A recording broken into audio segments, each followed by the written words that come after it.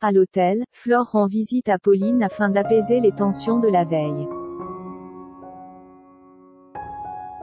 Alors que cette dernière refuse toujours de lui parler, la directrice d'Info 7, qui sait qu'elles ne s'entendront jamais, souhaiterait qu'elle fasse un effort par respect pour Arnaud. Convaincue que son ancienne rivale cherche en réalité à la manipuler, Pauline promet de faire un scandale au cimetière si c'est elle qui organise les obsèques. Plus tard, Pauline fait savoir à ses enfants qu'elle a loué une chambre d'hôtel et indique qu'ils peuvent faire leurs valises pour la rejoindre. Seulement, Luc et Charlie préfèrent rester chez Flore puisque cela leur donne l'impression de rester un peu avec leur père. Face à ce rejet de la part de ses propres enfants, Pauline s'en prend à Flore, lui reprochant de les avoir manipulés. Charlie voudrait que sa mère arrête de faire des histoires et Luc s'exclame quant à lui avec véhémence qu'ils veulent rester là pour être tranquilles. De son côté, Flore confie à son fils ne plus savoir quoi faire avec Pauline. Pour apaiser les tensions, Bar va au Spoon pour parler à l'ex-femme d'Arnaud. Tandis qu'elle réitère son refus de voir Flore gérer les funérailles, Bar tente de préciser que sa mère n'a jamais voulu lui faire de mal et qu'avec Arnaud, ils sont simplement tombés amoureux. En pleurs, Pauline déclare que Molina était l'homme de sa vie et que depuis leur séparation, elle souffre chaque jour d'avoir perdu son mari. Elle craque à nouveau et raconte sa peur de retourner en hôpital psychiatrique ainsi que des conséquences sur ses enfants si cela arrivait. Au plus mal de constater ce qu'il a causé, Bar est rattrapé par ses émotions et appelle Maxime. Comprenant que ce mensonge est en train de le ronger, son cousin l'implore de parler à la police avant que la situation n'empire. Mais Bar exclut cette hypothèse, estimant qu'il a seulement besoin de parler. Pendant ce temps, Karim poursuit son enquête et d'après les recherches de Georges, Arnaud a appelé un numéro provenant d'un téléphone prépayé. Sans autre élément en leur possession, les deux policiers décident de creuser cette piste.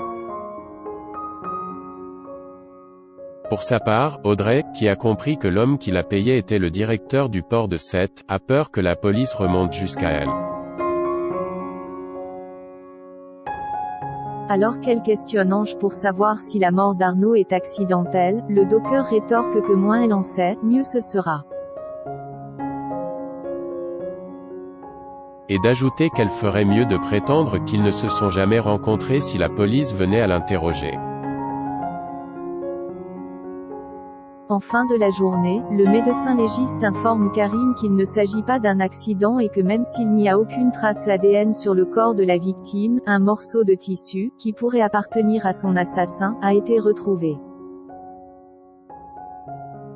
Au petit déjeuner, Jules déclare à Martin et Virginie qu'il est prêt à vivre avec eux à quelques conditions, ne plus avoir de couvre-feu, pouvoir inviter Nord et ses amis quand ils le souhaitent et passer à la fibre pour pouvoir jouer en ligne. Après que Virginie a exigé de son fils qu'il arrête ses conneries de sale gosse, ce dernier insulte Martin avant de partir. Au lycée, alors qu'il parle à Nord de son intention de tout mettre en œuvre pour pousser le couple au clash, les deux adolescents, qui aperçoivent Charlie, lui présentent leurs condoléances.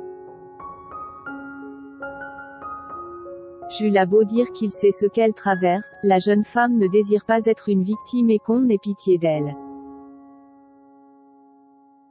En parallèle, Martin, qui voit clair dans le jeu de Jules, promet à sa compagne que l'adolescent finira par se lasser.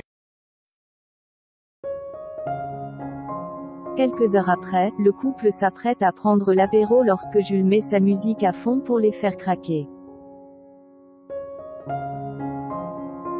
Martin ne veut pas céder à ses provocations et lui demande de baisser la musique, ce que le fils de Virginie refuse. Malgré tout, il y est contraint par Nor qui menace de rentrer chez elle.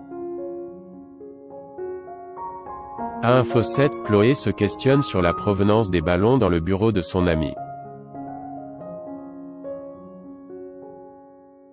Rose répond qu'il s'agit d'un présent d'Antoine et qu'ils ont décidé de rester amis. Pendant qu'elle ajoute être passée à autre chose, Rose reçoit un message de Marco qui lui donne le sourire. Face à la curiosité de Chloé, l'auteur raconte qu'elle préfère que leur relation reste épistolaire. En fin de journée, Marco et Rose échangent depuis plus d'1 heure lorsqu'elle sollicite une photo de lui. Ce dernier, qui veut garder son identité secrète, envoie la photo d'un chat. Prenant plaisir à cette conversation, Rose est loin de se douter qu'Antoine se cache derrière cet inconnu. En parallèle, Suleiman révèle à Judith qu'il est remonté contre son père à cause de Rose. Quand Judith interroge son ami pour déterminer s'il a continué ses investigations sur la disparition de Valérie, l'adolescent reconnaît qu'il n'a pas cherché depuis quelques semaines. Tandis qu'il parle avec émotion de la disparition de sa mère, Judith tente de lui prendre la main mais se ravise au dernier moment. Pour lui remonter le moral, la jeune femme propose qu'il se remette au sport afin de se changer les idées.